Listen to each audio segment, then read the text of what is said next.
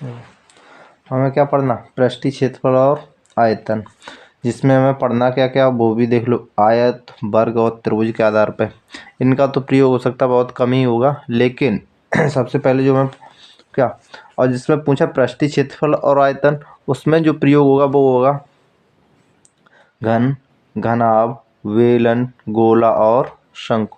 घन, घनाभ, वेलन, गोला और शंकु। क्लियर। इसके बाद इसमें क्या क्या पढ़ना है, उसके बारे में क्या क्या पूछा जाएगा उसके सूत्र के आधार पर। तो सबसे पहले हमने सूत्र लिख लिया क्या, आयतन, आयत का क्षेत्रफल बराबर लंबाई गुणित चौड़ाई, लंबाई गुणित चौड़ाई।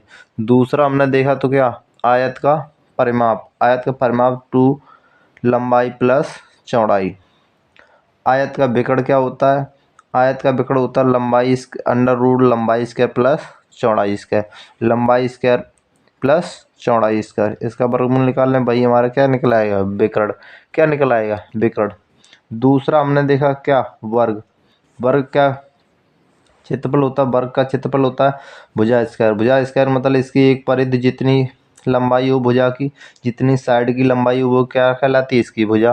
तो भुजा स्क्वायर, भुजा का अगर वर्ग कर दें उनकी दो भुजाओं का स्वयं, एक भुजा की जितनी लंबाई दी उसी को दो बार आप उसमें मल्टीप्लाई कर दें भाई, क्या कहलाएगी, उसका क्षेत्रफल। इसी प्रकार पूछा गया वर्ग का परिमाप, वर्ग का परिमाप होता है क्या, 4 गुणित भुजा, 4 इंटू मतलब 4 साइडें होती हैं भुजा की, जितनी भी लंबाई उसका मल्टीप्लाई कर दें 4 में भाई, भुजा का क्या निकल आएगा, परिमाप।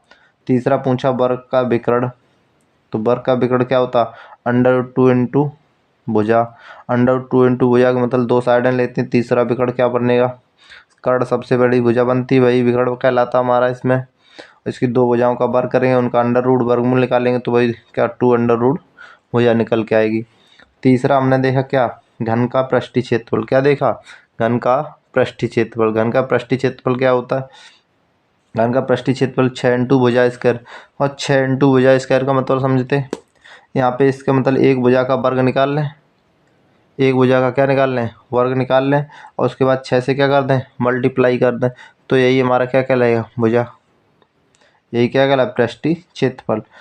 दूसरा आगे पूछा गया घन का आयतन। घर का आयतन क्या होता है, भुजा की।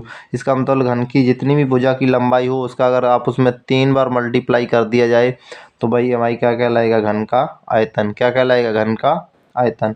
आगे दिया घन का विकर्ण। घन का विकर्ण क्या होता है, √3 इंटू भुजा, √3 इंटू भुजा, इसका मल्टीप्लाई कर दे 3, √3 में भुजा का, तो यही क्या कहलाएगा, हमारा विकर्ण। घन का परिमाप क्या था, 6 इंटू भुजा, इसका मतलब एक साइड जितनी भी लंबाई हो उसका 6 में मल्टीप्लाई कर दें, क्योंकि घन में कितनी भुजाएं होती हैं, 6 भुजाएं होती हैं, तो टोटल हमारा क्या निकल आएगा, परिमाप।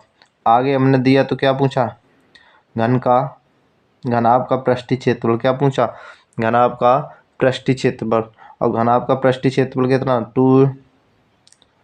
2 इंटू कोष्टक LB into sorry plus BH plus HL। इसका मतलब L लंबाई, B चौड़ाई, इस प्लस करके फिर B चौड़ाई, फिर इंटू ऊंचाई, प्लस ऊंचाई इंटू लंबाई का मल्टीप्लाई कर दे, यही क्या कहलाएगा, संपूर्ण पृष्ठ क्षेत्रफल। क्या कहलाएगा, संपूर्ण पृष्ठीय क्षेत्रफल। आगे दिया घन का घनाभ का आयतन। घनाभ का आयतन क्या होता है, लंबाई इंटू चौड़ाई इंटू ऊंचाई, तो LV इंटू H। आगे पूछा घनाभ का विकर्ण। घनाभ का विकर्ण क्या होता है, √L² plus B² plus H²। ये क्या होता है, घनाभ का विकर्ण। ये क्या होता है, घनाभ का विकर्ण। क्लियर। यहाँ तक तो हमें ये पढ़ना, आगे जो हमें पढ़ना वो देख, आगे क्या पढ़ना हमें, देखो घनाभ का विकर्ण। आगे हमें पढ़ना क्या, शंकु का आयतन।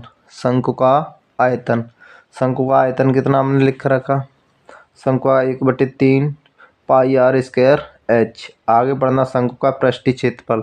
शंकु का पृष्ठीय क्षेत्रफल, शंकु का पृष्ठीय क्षेत्रफल कितना दिया, πrl। कितना दिया, πrl। आगे दिया शंकु की तिर्यक ऊंचाई। शंकु की तिर्यक ऊंचाई, शंकु की तिर्यक ऊंचाई कितनी है, l।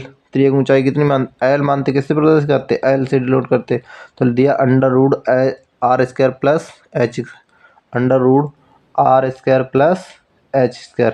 आगे हमें पढ़ना क्या होगा, इसके पहले वो देख लो। उसके बाद हमें इसमें क्या क्या बेलन भी पढ़ना होगा, अभी गोला भी पढ़ना होगा, और शंकु के बारे में बता दिया। क्लियर यहाँ तक।